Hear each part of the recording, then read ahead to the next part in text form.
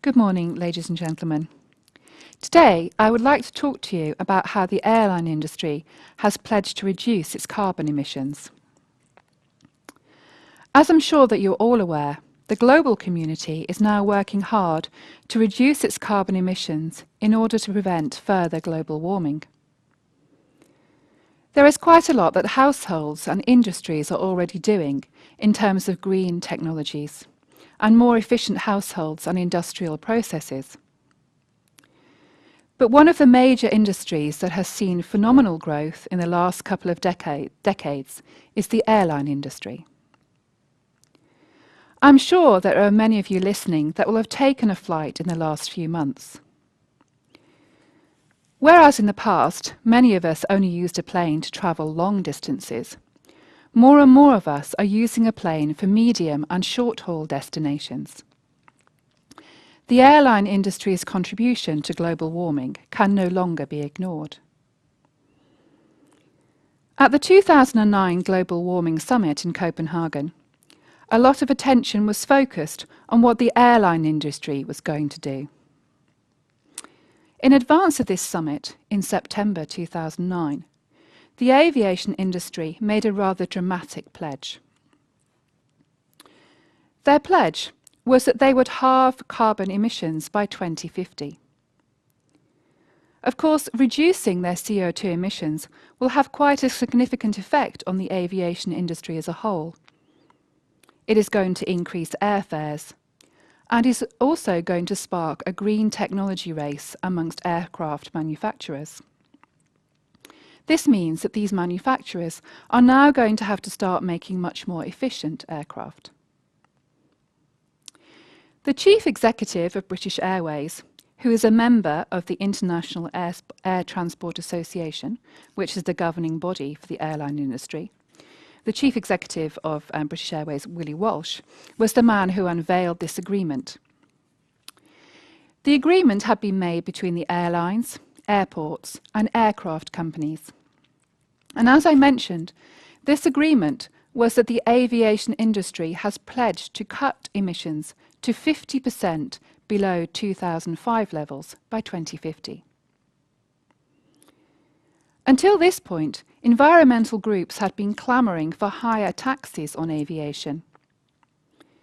And the airline industry's response to this has been a bid to seize the initiative from environmental groups.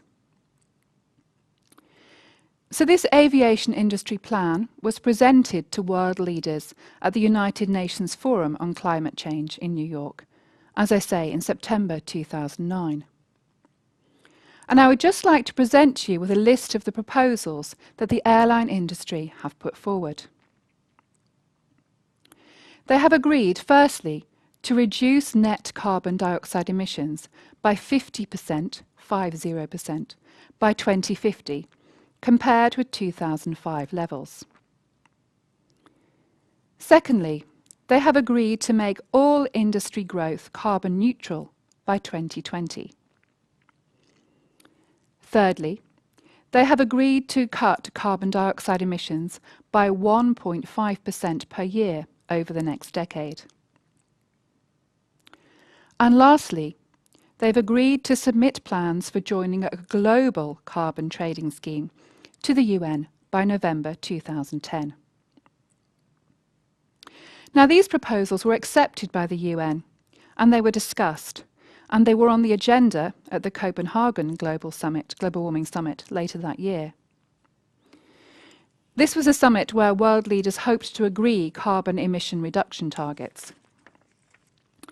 So this pledge to reduce emissions by 50%, it actually goes further than the British government's target. It's quite a radical step that they're proposing.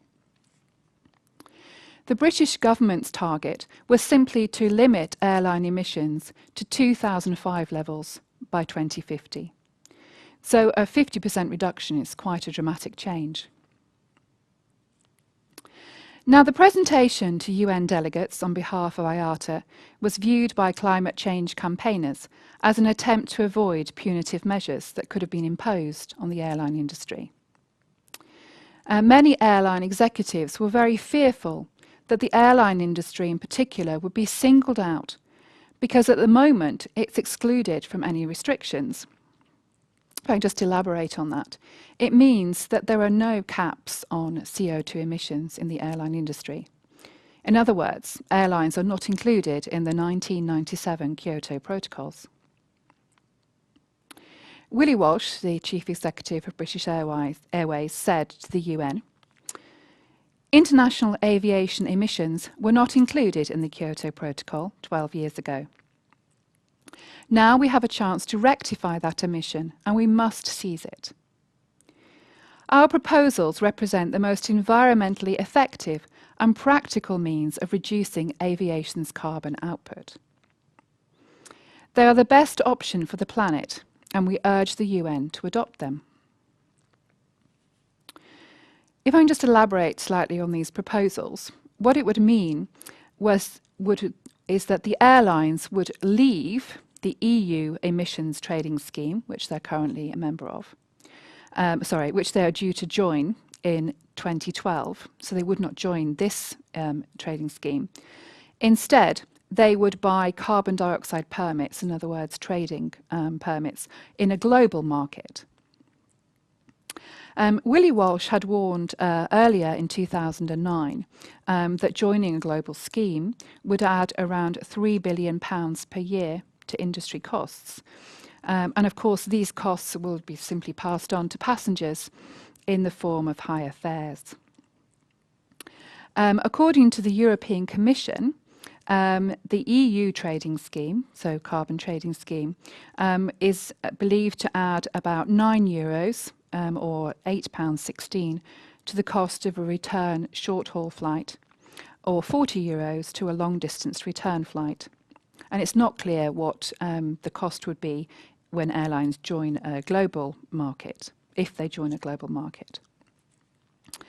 However, obviously lots of environmental campaigners were listening to this statement. It was quite a hot topic, and they weren't convinced.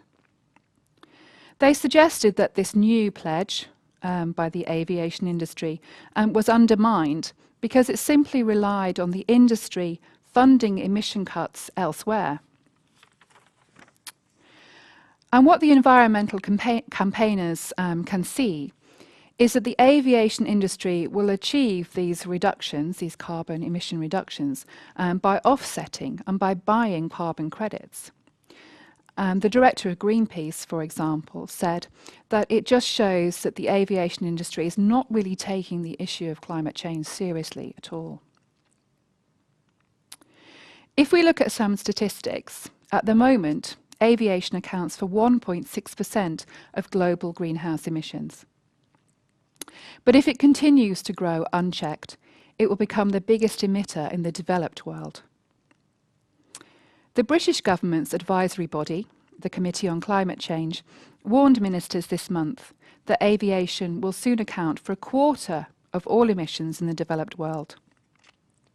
So even if it caps 2050 emissions at 2005 levels, we're still talking about a lot of carbon emissions. This committee also recommended that the British government carry out investment into green technologies for aviation. As I mentioned earlier, cutting the aviation industry's emissions will require quite significant advances in aviation technology. And if these advances are not achieved, it would simply force airlines to make up the differences in their carbon emissions using carbon trading or offset markets. In other words, if they don't manage to make greener airlines or greener airplanes, then all the industry will do is just fund other green technology in other industries.